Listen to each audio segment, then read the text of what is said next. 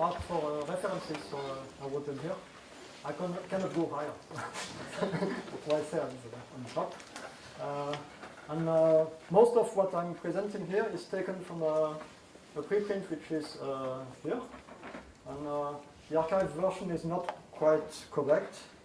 And since the paper is under edition, I put a corrected version on my homepage. You'll find it there.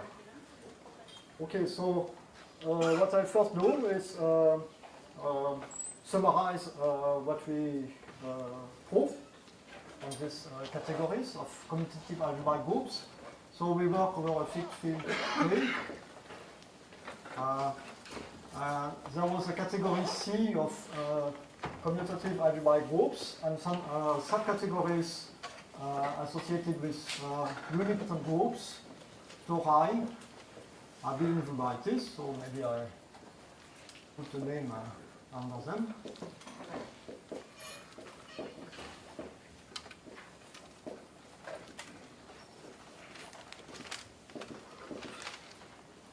And we defined the corresponding isogeny categories, which I denote by same letter but underlined.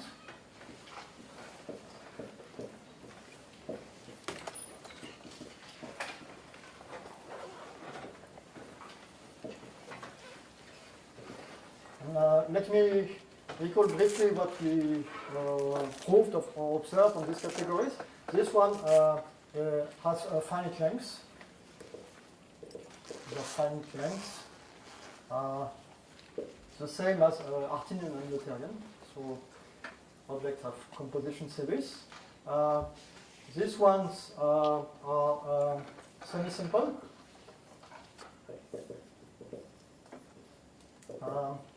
Non-finite, well, for that two linear.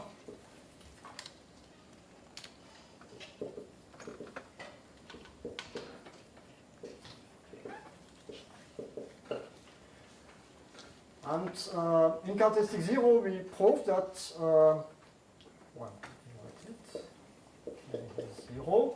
Then this C underline is hereditary. And it was a simple observation used in the proof that the category of unipotent groups is the same as the original one, and the same as finite dimensional vector spaces over the ground field. So that's what we got. And today what I want to do is complete the picture in positive characteristics. And we will see the situation is not exactly the same. So let me write some title. This will be part 3. Structure homological properties.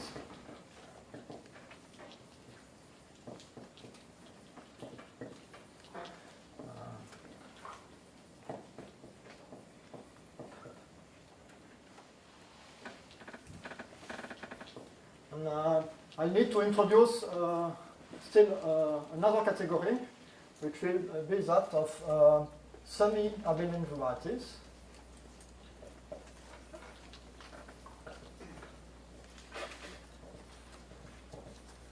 So what are these? These are just extensions of abelian varieties by tori. So G in an extension.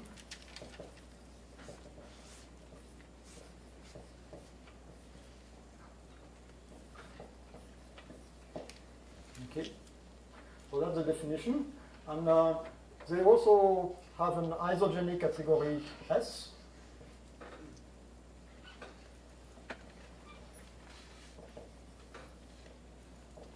Okay, and now I can prove some kind of structural result for this C. It will be a proposition. Again, under this assumption here. First of all, C is equivalent to the product of S and U. And the equivalence is what you think. You take any two groups, make the product, and you get something.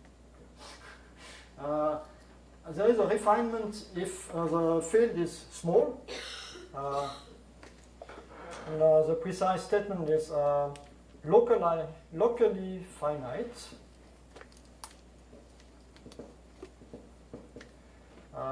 And this means that the algebraic closure of the field is the same as the algebraic closure of the prime field. So, or maybe a comment on this. Example of such fields are, of course, finite fields and their closure, but there are some things in between. For example, you can take the union of f to the p to some power of 2, right? And you get some intermediate field. Anyway, that's what happens here. And then the statement is you can split this category S into a direct product of two pieces.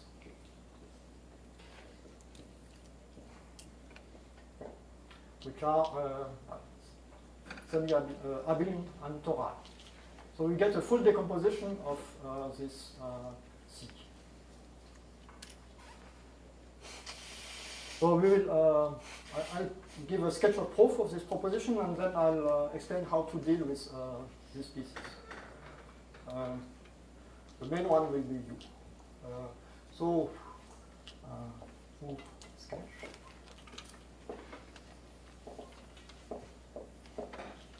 Well, there is a very easy observation which says that these two categories have no harms or extensions for an extremely simple reason, which I will explain.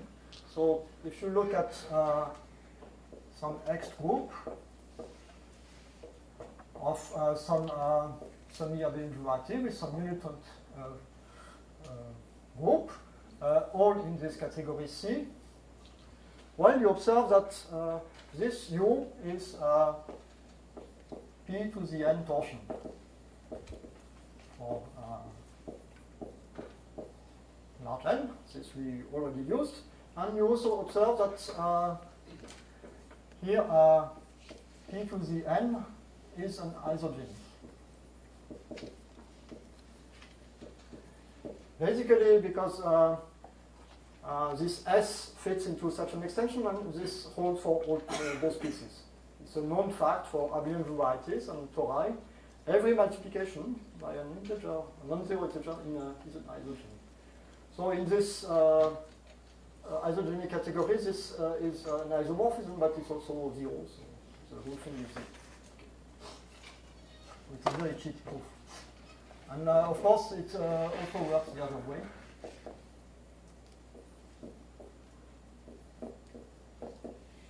So these pieces are really orthogonal. Now, to complete the proof, you use again Chevalet's theorem, which I will presented briefly yesterday. So you consider a smooth connected group.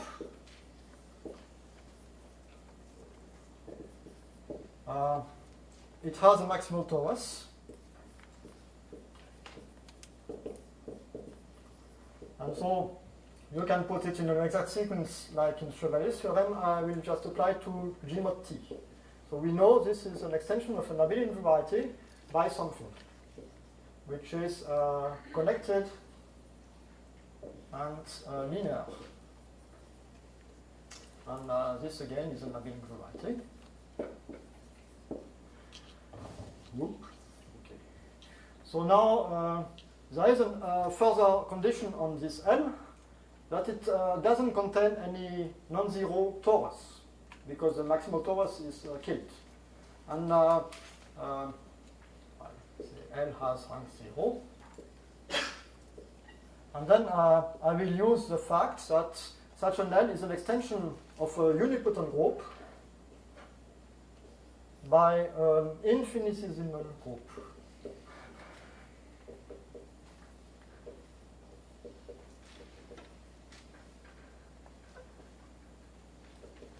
Which I will not prove, but it's part of the structural theory of linear groups. So let me remind you, as in Julia's talk, that infinitesimal group schemes are just group schemes which have a unique point. So they are highly non-reduced and concentrated on a point. And then another fact I will use is that these infinitesimal groups are also killed by powers of p. And since U is killed by a power of p, you see that L is p-n torsion also.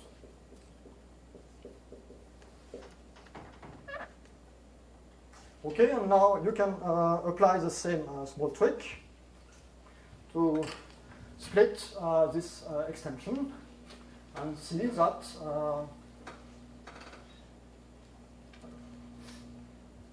just wait for this to stabilize.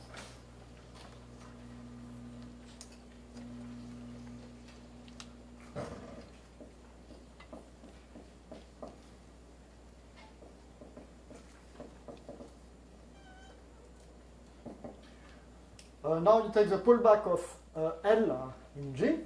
Let me call it H. So you have an extension like that. And for the same reason, it will split because, again, the multiplication by P in T is an isogenic. And so finally, what you get is, I should say in C, because I have to be careful. What you get is finally G equals, the lift of L times something which is an extension of A by T, so it's something I can call S. And now this L is isomorphic to U in C because we killed all finite groups, in particular this I gets to 0. So we get a decomposition and that's it. So this proves the first part. For the second part, here, you use a similar argument. First of all, these pieces are again orthogonal, but now for geometric reasons, which I will not, well, there are no ROMs. That's something I will not do. But I will just describe the X. So there are, of course, two kinds of them. There are X1 C of torus and something, actually bigger than 1. This is 0 because we showed yesterday, we stated that tori are projective.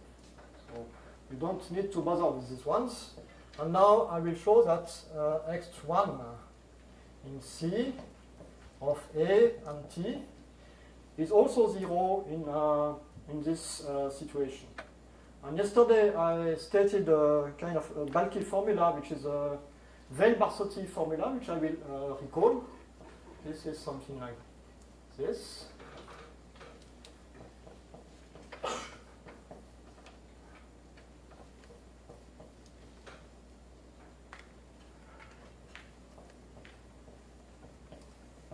Okay, so that was the full formula.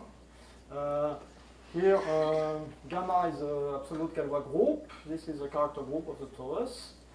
This is a dual abelian variety. This is a separable closure. So big stuff, but actually we only need to consider this part of this formula. And the claim is this group is torsion.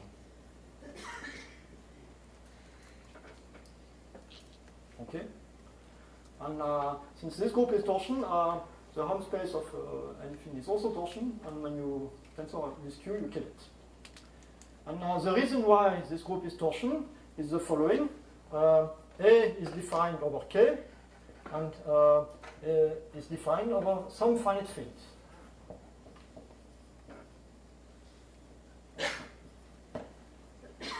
Like the standard trick, an algebraic variety is defined over a field generated by finitely many elements.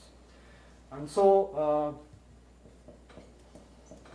its dual variety is also defined over Fq, and the Ks, or here it's K bar, it's the same, points of A hat are the union of all points over algebraic over finite extensions of its field of definition. So you get something like that. And these groups are obviously finite. So this gives you the proof of this decomposition here. Now what we will do is to study these pieces separately. So I will explain what is known on S. This will be very easy, so sorry I have to hide this board.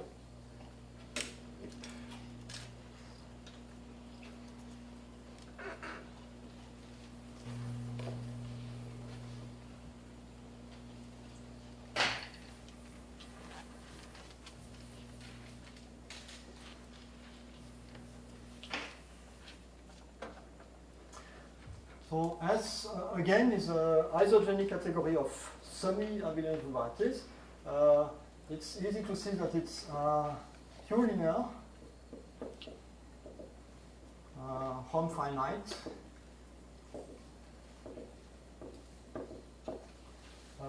because it's true for its both cases, abelian and tori, and also hereditary.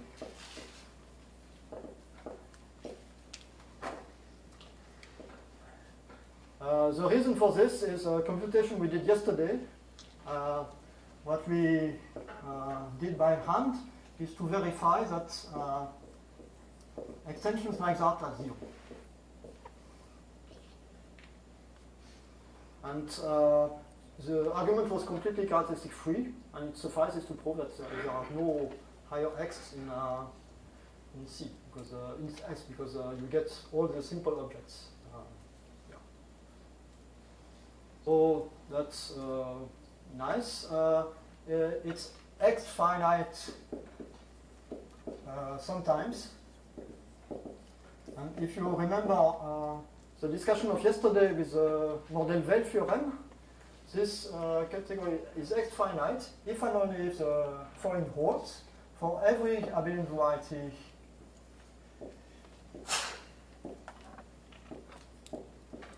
A over K. The group of K points has finite rank.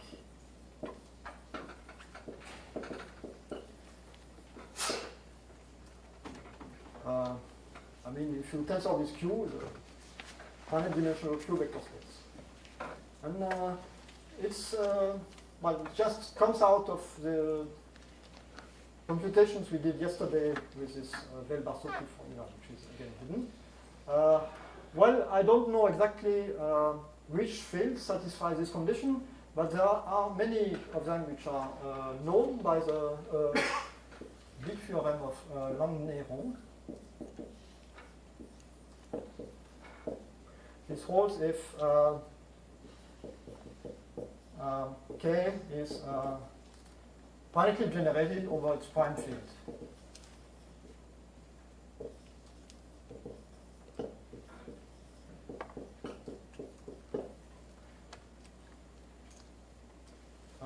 Actually, you can replace this by a locally finite field. This also works. So there are many examples of such fields.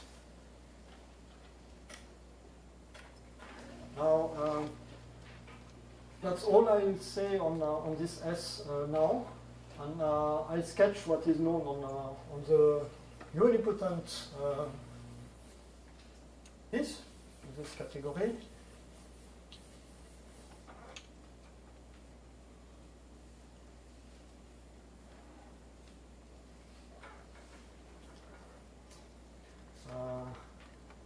Or I'll describe this U, and everything I'll say is contained in a book by De Mazure and Gabriel,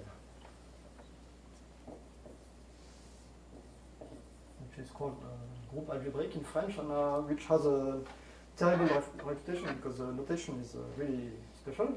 But there are really great results there, and if you have to dig for them, but you will find some nice results. And so I'll explain a little bit of chapter 5.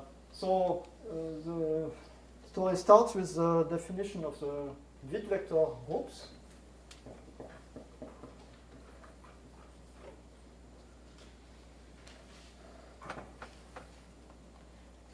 they are defined inductively. You start with W1, which is GA, and then you take iterated extensions of GA with itself, which are the most twisted ones, in some sense. So each group, WN, should fit in some extension like that.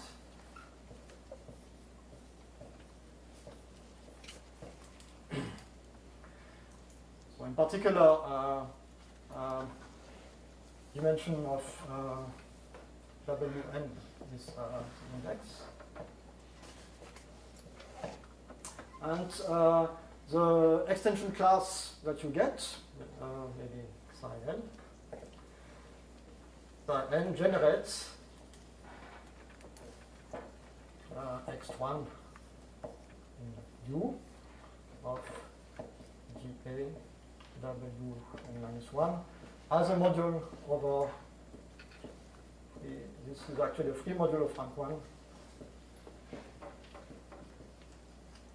over n of G, if I'm not mistaken.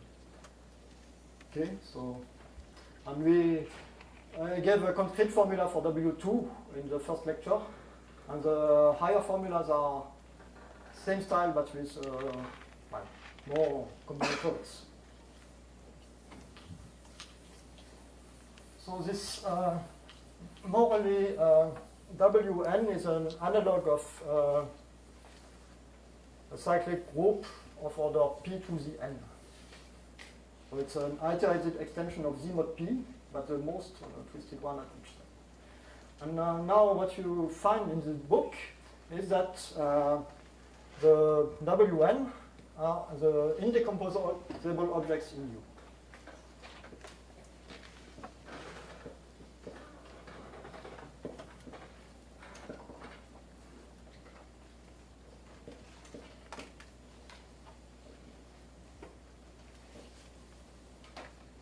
Is a very nice statement, and which also you can expect from this analogy between unipton groups and cyclic fine groups. And also U is hereditary.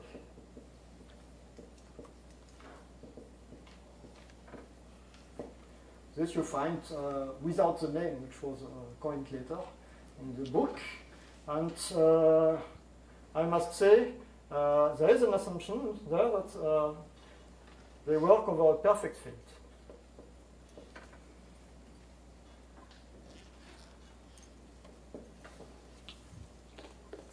Actually, the very construction of bit vectors is better over a perfect field. If you get a bit ring, for example. And in the first lecture, I stated the results that these isogeny categories don't change if you make purely inseparable extensions. And if you believe this result, which prove completely independent of this, then you get a reduction to this case. So the proof of this results is based on an equivalence of categories, which is also in the book, which says that something like that for some very nice ring. Let me list properties of this ring. Complete, local, Euclidean,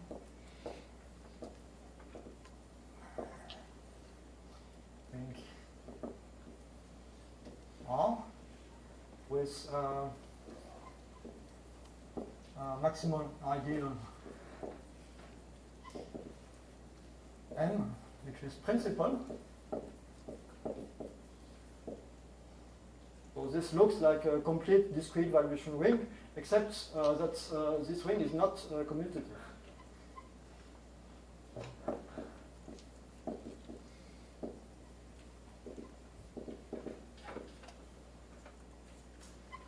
And this mod stands for modules of finite length over this ring. And this ring is a variant of the Dieudonné ring, which occurs in this kind of theory. It's a localization of the Dieudonné ring. And the residue skew field, here it's really a skew field, which is of course arm n. This is endomorphisms of the additive group, but in this category, isogeny category. And it's a fraction field of the endomorphisms in C of GA, but maybe I recall what this is. This is just generated by multiplications on Frobenius. And of course, this is non-commutative, but it's a Noetherian ring without any zero divisor, so you can build a reasonable ring of field of fractions, which is this one. Okay, so it's a rather big object. And actually, if you mod out by powers of the maximal idea, what you get is an endomorphism ring of Witt vectors of length n, but in this new category. And the equivalence of categories, which I alluded to here, goes as follows. You start with a unipotent group U, and you map it to some kind of dual object, which is take the Hom of U to Witt groups, and take the inverse limits. The Witt groups form an inverse system by these extensions. Okay, and it's a module over what you can put to on the right. So the inverse limit of the endomorphisms of Wn, right? And this is exactly this R by this trick and completeness. Okay, so the definition is not so mysterious. The proof is a long story. I find this result very remarkable and not widely known for, well, maybe again some notational reasons, but anyway. And you see also this ring R is clearly of dimension 1, so this hereditary statement is not a big deal.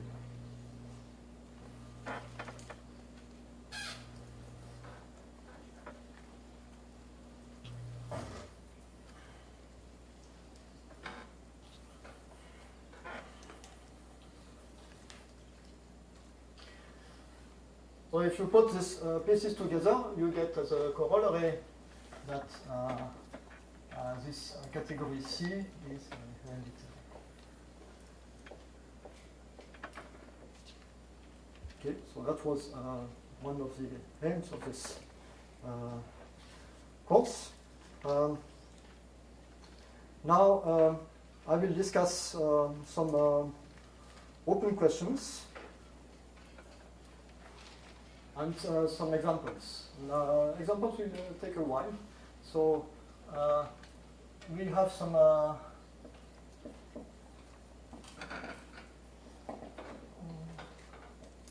hereditary category.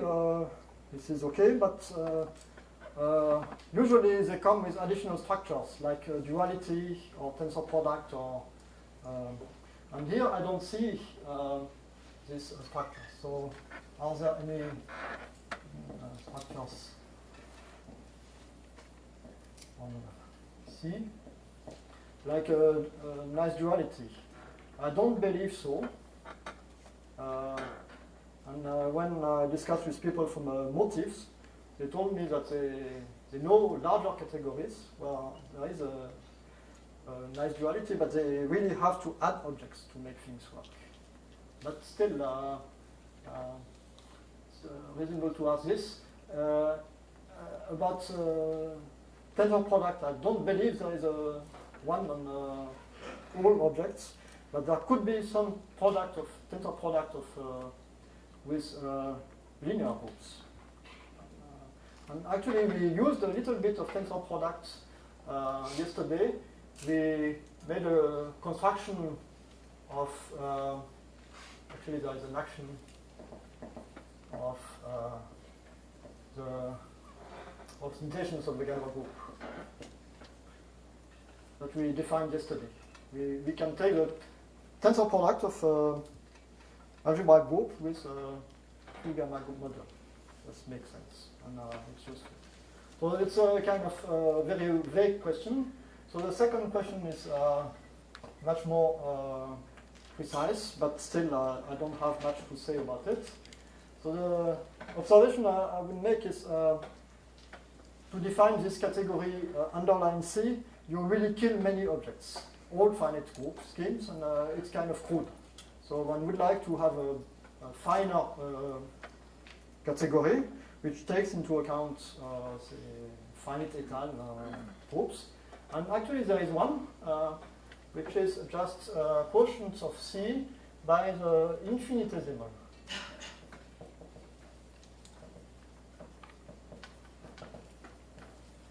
Group schemes.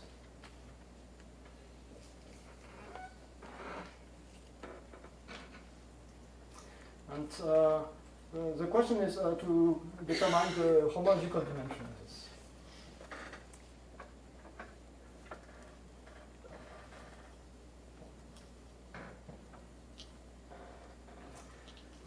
I think this should take into account the homological properties of the Galois group. And actually, for algebraically closed fields, this one is still hereditary.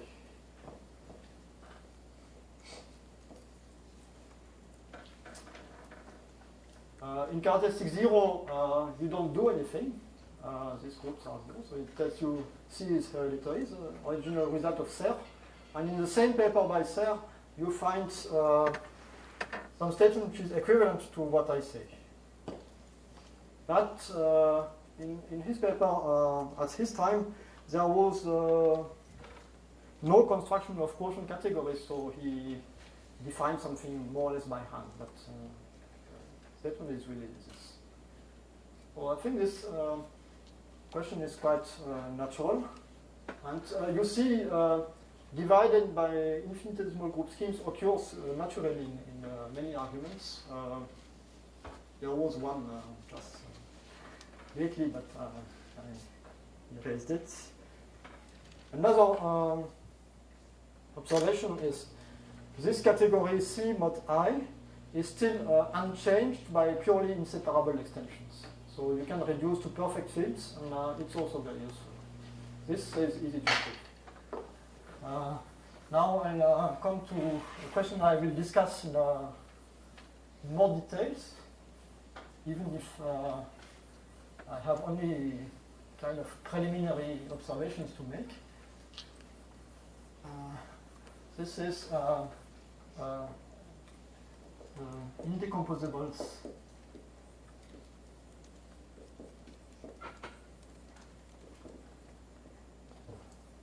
See? Okay.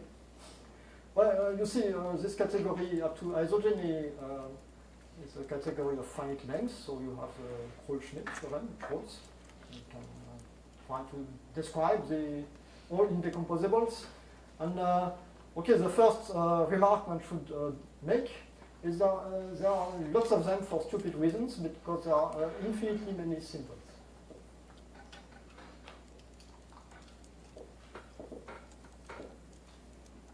And the reason is you just take elliptic curves up to isogeny, and you really have lots of them.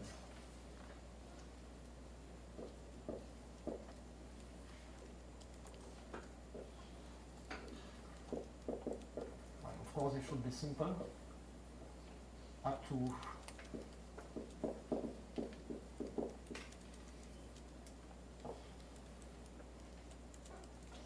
over the complex numbers, they make a family of dimension g plus 1 over 2, or g is the dimension. So the first thing one should do is to replace C by some subcategory with finitely many simples. So there is a kind of standard procedure to do this. So you choose just a finite set of simples.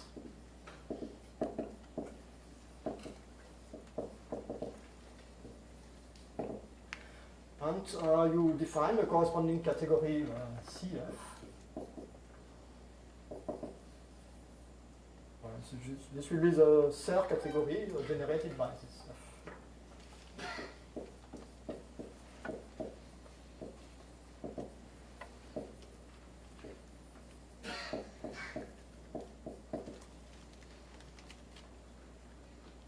And now what is easy to see is that CF is equivalent to category of modules over some, well, sorry, here I should start putting some assumptions. So I assume that K is a number field. Otherwise, otherwise, for example, this C is not fixed finite. So let's assume this. And then what you get is some hereditary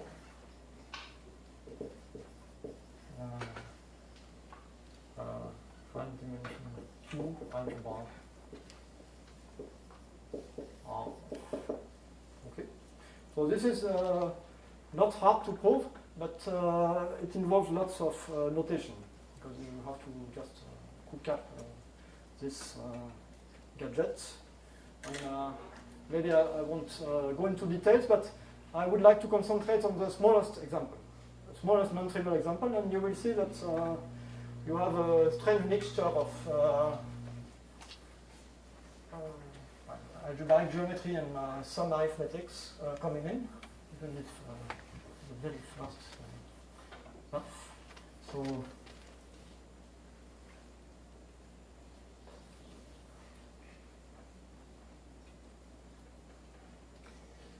So let's try to figure out what the simplest example should be. I will take this set, additive group, and a simple abelian variety.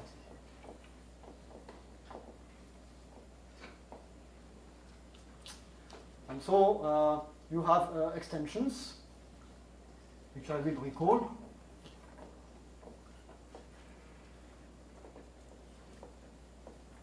This was this train group.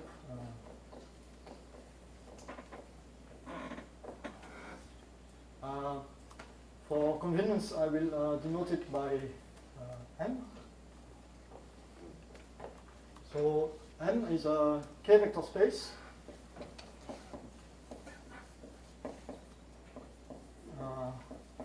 of dimension, the dimension of A. This is also something which was mentioned. And there is an action on this vector space of the automorphism, or well, endomorphisms of A, right? And also on the endomorphisms tensored with Q. So it's a module over endomorphism of A. Not what I want to write. In this usual category, tensor with Q, which is again endomorphism in the isogeny category, and which I will denote by D, because it's a division ring of finite dimension over Q.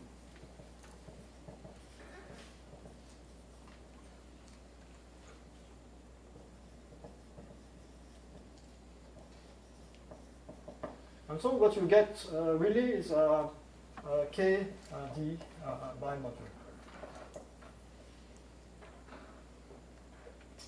Both structures are obviously compatible.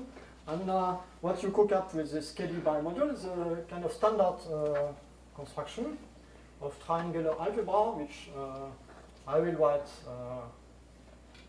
like this. Okay, you can define algebra by this description, and it multiplies as matrices. And let me say that this is R.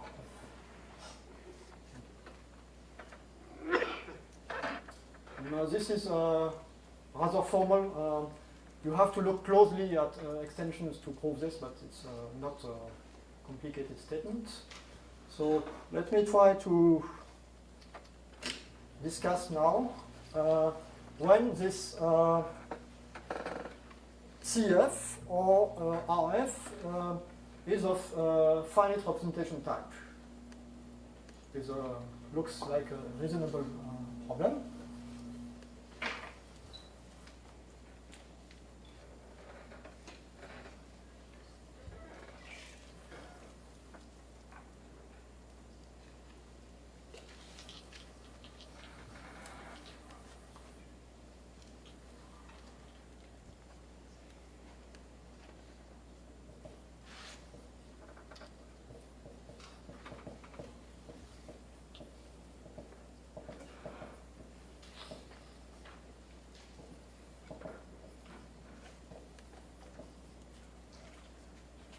Well, this falls in well-studied setting, which the problem solved by, I think, Glab and Ringel.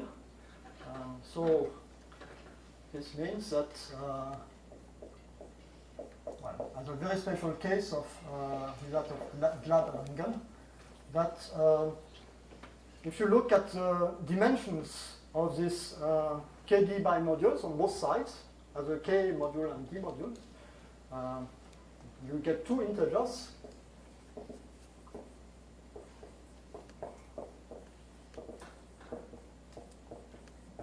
And they should be part of the following list.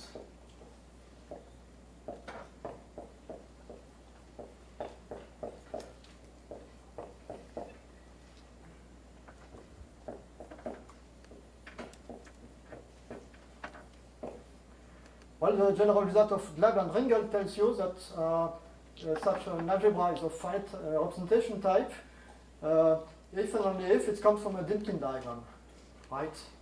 And a Dynkin diagram in this case is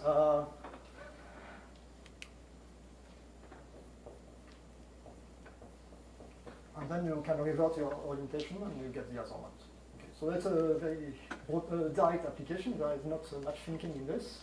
But now I'll try to discuss each case separately, and you will see there are some not quite trivial things which happen. So let's start with 1, 1.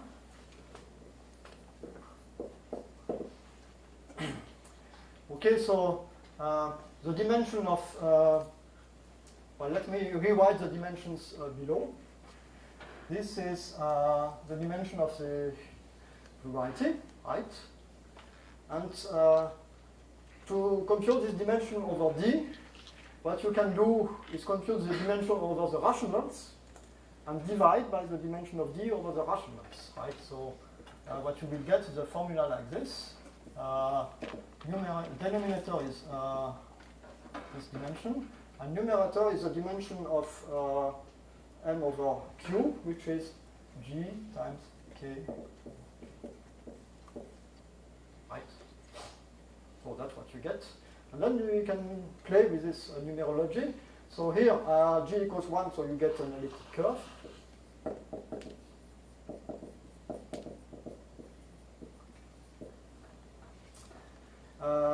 Then also, if G equals 1, then you see that this D is contained in K, because D acts on M by K linear endomorphisms, and M is one-dimensional over K. So you get D is contained in K. And actually, if you read this formula, you get equality, right? Because the dimensions are the same.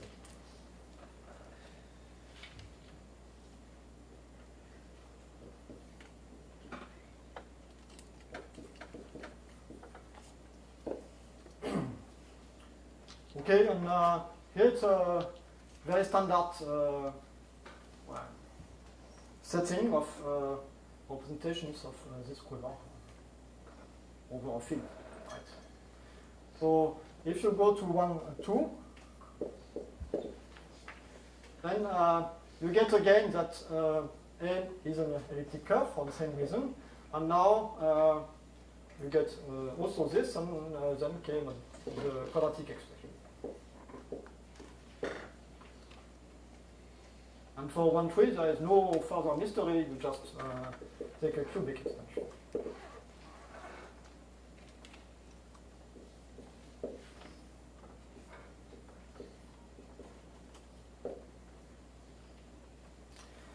So that was easy. You have to remember that this D for elliptic curves is a one-norm object. It's either the field of rationals or imaginary quadratic extension of the field of rationals. So as a consequence of this discussion, the degree of K over Q is at most 6. Because you get D times for 2. Okay, so that's something. So let me complete the discussion here.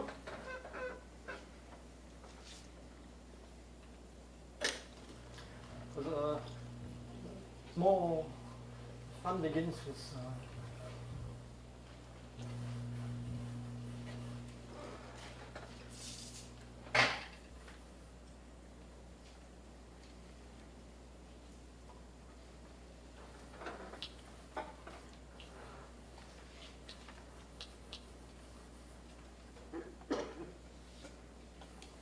well, this will be also easy, but you have to be a bit careful. So if you go to 2-1, what you find is G equals 2, so we get a abelian surface.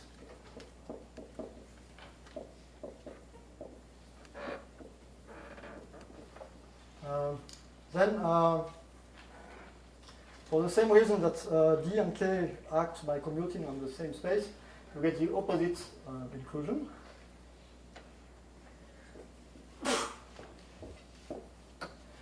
And now, if you look at this formula, P equals 2, you get index 2.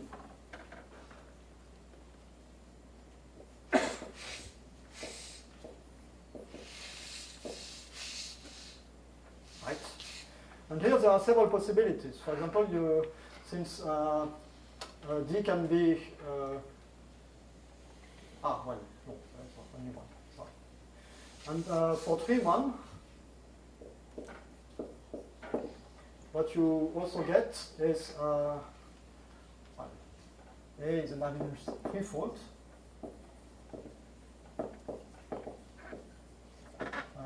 This.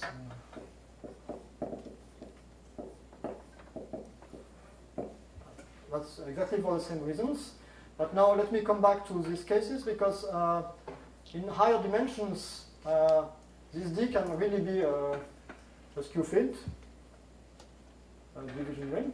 For example, for abelian surfaces, you can have quaternion algebras. And so you have more room for new phenomena here. And actually, another fact that I will use is that the dimension, what I will denote it by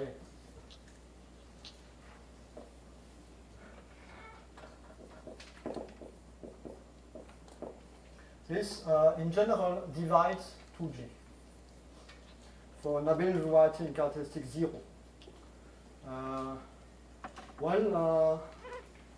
Simple abelian variety in characteristic 0. Well, you can figure out a reason for this. You look at the abelian variety as a quotient of complex vector space by a lattice, and the endomorphism ring of the abelian variety is just the endomorphism ring of the lattice, right? So it acts on the underlying vector space faithfully, and the vector space has dimension 2G, and that's it. So that's not a big deal, but here it's 4.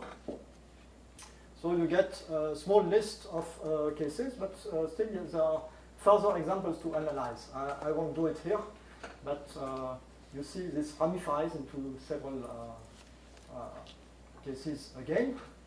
So this gives you a list of cases, but except for the most trivial one, it's not clear for me how to describe the indecomposables.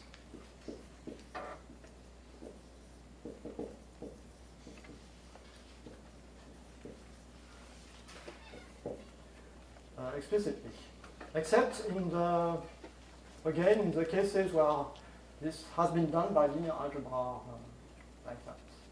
Because here you have some kind of more arithmetic situation. Laban Ringel predicts the dimensions of these indecomposables, but I don't think they construct. Didn't look carefully enough, but this is what it is. And in general, for finite representation types, you will get Dynkin diagrams of the following form. Okay, so the algebras have all a special point, which is a simple, like an abelian variety, and it's linked to some points like GA or some tori, which are the other simple objects that you can get.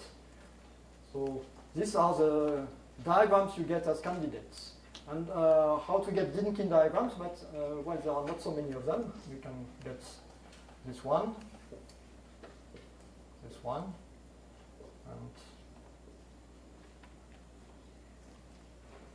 and here you can, as I just did, you can add 3, and here you can add 3.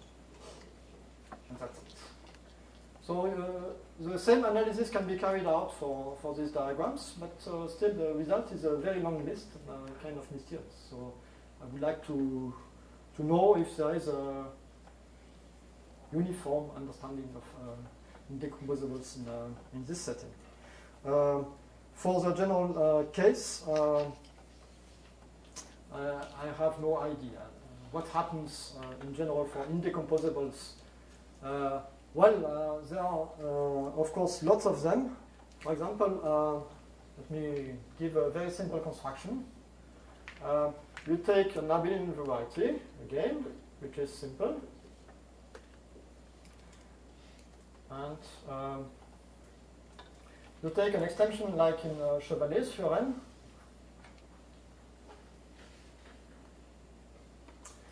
And you assume that global regular functions on G are constant. Otherwise, you can always reduce to this case just by taking the group smaller. And this implies that G is indecomposable. Actually, it's equivalence.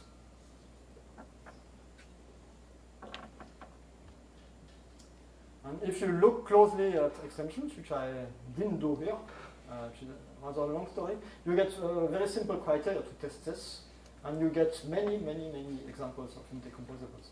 Just essential extensions of abelian varieties.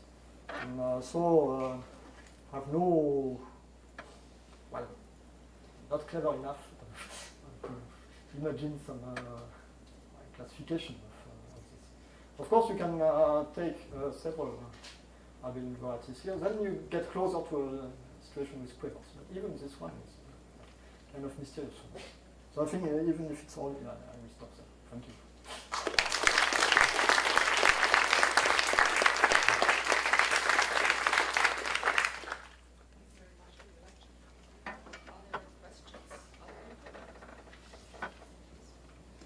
I was wondering about the existence of almost split sequences. Can you say anything? Not really.